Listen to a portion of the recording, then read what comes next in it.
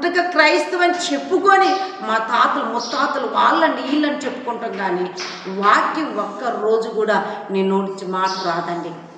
ఏ వాక్యం ఎక్కడున్నదో, ఏ అధ్యాయం ఎక్కడుందో కూడా చెప్పలేవు. కారణం ఏంటి?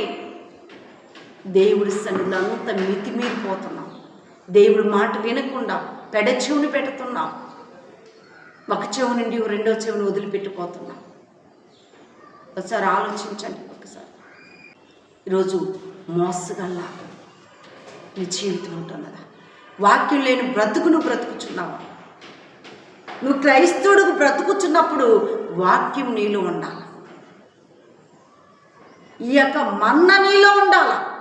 ఈ మన్నా లేకపోతే నువ్వు ఎన్ని స్థలాలకు పోయినా నీ ఆకలి తీరదు, నీ దప్పికి తీరదు.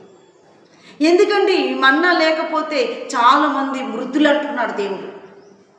ఈ వాక్యం లేకపోతే వాళ్ళకి సరైన ఎరువు లేకపోతున్నది. ఈ వాక్యం వాళ్ళను బ్రతికించేదని తెలుసుకోవట్లేదు.